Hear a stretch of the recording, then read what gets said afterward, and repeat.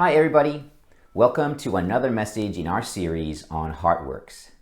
We've only just started, so it's not too late to catch up if you have just joined. In our Heartworks series, we're exploring what the Bible has to say about the heart, what that idea means, and what is required for a Christian to work on their heart. There was a sitcom series in the 90s called Seinfeld, which a lot of you would know. It was a big part of popular culture back then, and it seemed like everyone watched it. It was hip and funny and different. To this day, there are some catchphrases like, "No soup for you," and "Hello, Newman," that immediately takes me back to an episode. It ran for 9 seasons. You can watch it today on one of the major streaming services. There's an episode in season 6 in which Jerry, the title character, starts dating a policewoman. In the very early stages of the relationship, he gets caught in essentially a pointless lie. He denies he's ever watched a popular TV show called Melrose Place. If you don't know, Melrose Place was basically a trashy soap opera for 20-somethings, which was big at the time. I know Melrose Place fans might find that description unkind, but you know it's true. Jerry doesn't want to admit that the show is a guilty pleasure. He thinks it will make him look bad, and he wants to make a good impression.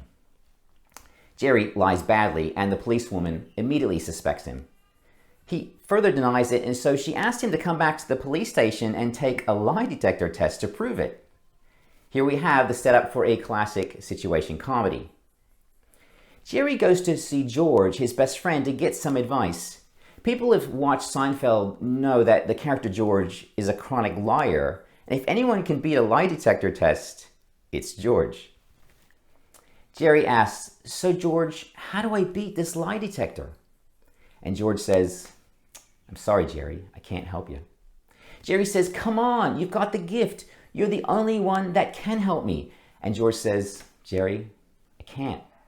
It's like saying to Pavarotti, "Teach me to sing like you." So Jerry, disappointed, heads to the door on his way to the police station to take the test. And George gives him a last piece of advice as he leaves. "Jerry, just remember, it's not a lie if you believe it." End of scene. It's not a lie if you believe it. What's funny is how unashamedly George embraces lying as if it's a natural part of his life. There's no shame or remorse, the things that we expect to be normal reactions. That's how we feel when we've been caught out in a lie. We're evasive, we deny, we wriggle like Jerry. Or we admit we've been caught out and we apologize. We don't embrace lying as a life strategy. There are many theories of humor which try to explain why we find things funny. I know talking about theories of humor seems a surefire way to ruin any joke. One of those theories says that humor is created out of a violation of an expectation. Think about a punchline to any random joke you can remember. What makes it funny is the unexpected. George violates our expectations of how ordinary people should act and behave. With honesty and integrity. It's a good thing that George is just a character in a 90s sitcom, that real people aren't like George Costanza, because that would be appalling, right? We like our entertainment to be separate from our reality, for them to be different things. Sure, George is funny, but no one would want George to be their friend in real life. How could you ever trust him? The reason I remember that scene is not because the line or because I'm a huge Seinfeld fan. Several years ago, someone repeated that scene almost word for word to me, and at the time I didn't remember the episode, so I've since gone back and watched it. His point was that the line, "It's not a lie if you believe it," perfectly explained the behavior of a person we both knew quite well. My immediate thought was, hold on, that doesn't explain their behavior at all. You can't explain away lying like that. The punchline, however insightful into their psychology, doesn't make their behavior okay. And it's just not funny. You don't really have to look far to see other examples of this in the behavior of politicians and actors and directors, evangelists, coaches. When we see an inspiring public figure become tarnished by scandal, whether it's moral indiscretion or criminal activity, it leaves us with a bunch of difficult questions. Is the accusation true? Or is someone just trying to tear them down? Was this failure a regrettable mistake of a good person, or were they being deceitful the whole time? What was real about what I saw and what was a lie? How do I now reconcile the good things that they did in their lives? So many questions. And I can think of at least a dozen examples where I've asked myself those very same questions. There's hardly ever a clear answer. The Bible has a few things to say about this topic. The prophet Jeremiah lived about 6 centuries before Jesus. For between 4 and 5 decades, he warned the nation of Judah about the consequences of sin, idolatry, and turning away from God. That was essentially his entire career. Not so fun at parties, I imagine. Old Mr. Gloom and Doom. He's also known as the weeping prophet. Several times in his writings, he expresses grief and he weeps tears for his own people. Jeremiah takes no delight in bringing this message. You get no sense of self-righteousness in his writings. He weeps over the coming judgment. Jeremiah predicted that Babylon would eventually come and destroy Jerusalem. And sadly, Judah didn't listen to Jeremiah or to God. Jeremiah lived to see Babylon plunder Jerusalem and take Judah into captivity.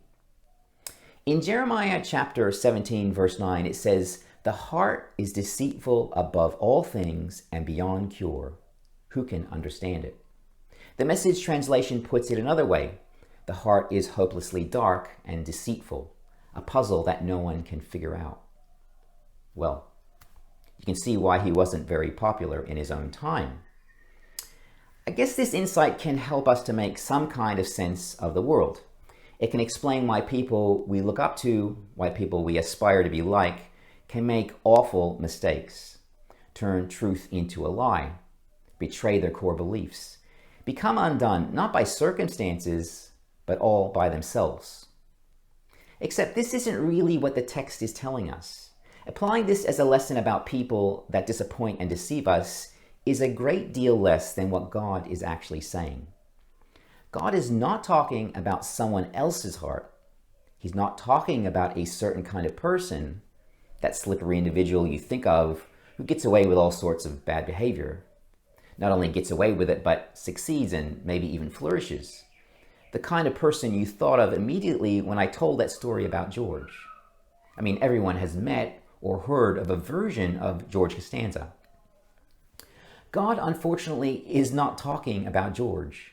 God is talking about everybody, every body, every heart. Or let me put it another way. It's not that everyone knows a George, it's that everybody is a George.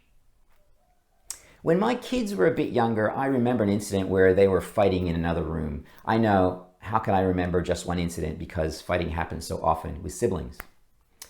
When I mean fighting, I mean arguing with each other, and it was escalating into yelling. So I quickly went to the room and acted like Tough Dad. Everyone knows who Tough Dad is, right? When I was growing up, it was actually Tough Mum. "What's going on here?" I said in Tough Dad voice. Of course, there was initial silence and dark looks between the boys. "All right, son number 1, let me hear what happened," I said. And I got his version of the story. "Okay, son number 2, what happened?" And then I got his version of the story. Like all good detectives, I gather evidence before I make an arrest, get them to spill the beans. Now here was the problem. Up until this point in their lives, I could take version 1 of the story and combine it with version 2, and I could still make sense of it. I'm no Sherlock Holmes, but I could figure out these 2 kids. I had their measure. The stories might have been from different perspectives, but the facts were largely agreed on. But this time, the facts were in complete conflict. It was so simple and clear-cut. No way in the world could story 1 be true while story 2 was also true. There was only one conclusion. Somebody was lying to me. My own kids. It was outrageous. They knew I was being Tough Dad, and they were still lying to me. So I doubled down on Tough Dad. I said, "Both of these stories can't be true. One of you is lying to me." And I looked them in the eye, like my mom did when I was young, and I said, Son number one, are you telling me the truth? And he said, yeah. And butter wouldn't melt in his mouth. And I thought to myself, okay, it has to be number two. He's the one. And I said, son number two, are you telling me the truth? And he said, yes. And butter wouldn't melt in his mouth. And I didn't know what to do next, so I yelled at them both. I told my wife later, I can't believe it. One of our kids lied to me. And I don't know who. Not a clue. They looked me in the eye, bald-faced, and lied. They're too young to lie. Isn't that supposed to happen when they're teenagers? And she said, nope. The heart is deceitful above all things and beyond cure. Who can understand it? The point is not that my kids are particularly bad. It's that the problem of deceit in the human heart starts very early, certainly earlier than I expected, because I don't actually remember when I was a kid that young. And this heart condition doesn't go away once we become adults. We get better at hiding it or better at fooling ourselves that we're essentially good, while our behavior and inner thoughts show otherwise. But we have fundamentally the same heart condition. Every person does. The Bible explains this more in the Jeremiah text. In chapter 17, verse 5, it says, this is what the Lord says, cursed is the one who trusts in man, who draws strength from mere flesh, and whose heart turns away from the Lord. That person will be like a bush in the wastelands.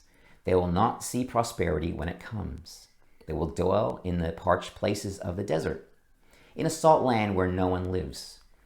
But blessed is the one who trusts in the Lord, whose confidence is in him. They will be like a tree planted by the water, that sends out its roots by the stream. It does not fear when heat comes. Its leaves are always green. It has no worries in a year of drought and never fails to bear fruit. Let's remember the audience here. God is talking to his chosen people. He's not talking to someone else. Jeremiah is not a messenger sent to the Egyptians or the Assyrians or the Philistines. God is not talking about another group. This is a message for his people, people who follow God. The contrast God presents is between those who trust in human understanding and strength and those who trust in the Lord. It's an illustration of two different kinds of hearts. One is homeless, without water, wandering in a wilderness. The other is planted and protected and nourished. On the one hand, a picture of struggle and the near presence of death, and on the other hand, a picture of life flourishing. God says, when you trust in your own strength, then you're no longer trusting in him. The more you trust in yourself, the more your heart will naturally turn away from the Lord. It's like this. There's a straight road placed in the middle of an empty field. You can go one way or you can go the other way, but you can't go both ways. You think it would be easy to work out which is the right direction, wouldn't you? Either trust in yourself or trust in God. But somehow what I've seen is that people can find themselves believing that they're on the right road, but they're heading in the wrong direction. And I have no doubt I've had that experience myself at one point or another, driving in the wrong direction. Shouldn't we be getting closer to the mountain? So why does it look further away than before? It's enough to make a grown person cry. And it did. Jeremiah wept for his people. They were heading down the road in the completely wrong direction. In verse 9 it says, the heart is deceitful above all things and beyond cure. Who can understand it? I, the Lord, search the heart and examine the mind to reward each person according to their conduct, according to what their deeds deserve. So who can understand your unscrutable heart? I can, says God. I'm the only one who can. Have you ever had a moment where you thought your intentions were clear and good, but they turned out to be something else? Usually it takes a good friend to point that out to you. Because you're unwilling or you're incapable of seeing it yourself. Maybe you don't want to hear it. And it's only later that you admit that you're heading in the wrong direction. I think it's worse when you think you're a good person because you don't believe your heart could ever deceive you. Ever met a humble person who tells you that they're humble? There's a modern term for it, a humble brag, where humility is wrapped around a nugget of pride. Of course, it's hard for them to see it themselves. They are both examples of times where we can't see our own hearts clearly, our true intentions. Paul, much later, writes about this condition of the heart in the New Testament to an entirely different audience. They're the newly converted. At one stage, they called themselves followers of the way and were first called Christians in Antioch. It's a completely different context, and he says the same thing. In Romans, he writes that we are all under the power of sin, that the problem is the heart. It's sick, and if you don't fix it, it'll kill you. It leads to our death. Our heart's natural inclination is towards ourselves. Like some defective compass, if you shake us, we all eventually end up pointing in a direction other than north. You can study the Bible all your life and know it like the back of your hand.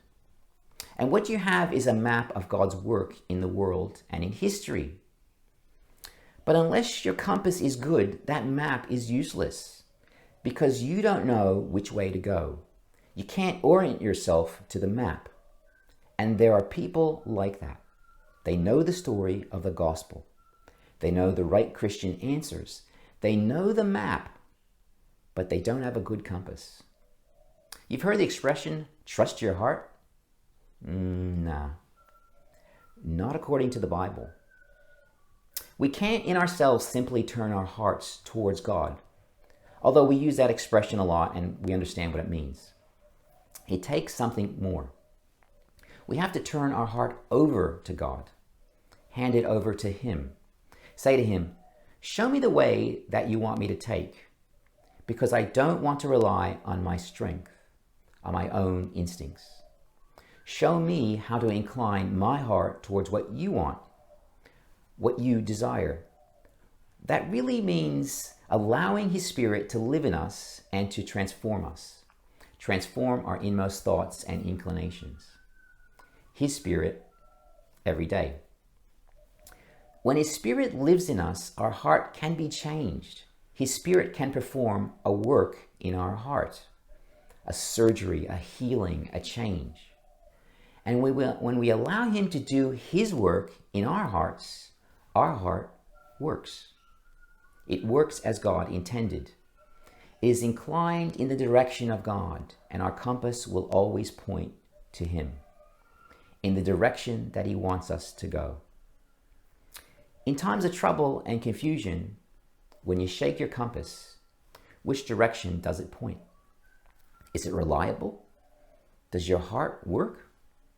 Or does it need work? The work that only God can do. She's like, Yeah. see ya. See ya. Then- Take it easy. Oh, this feels weird.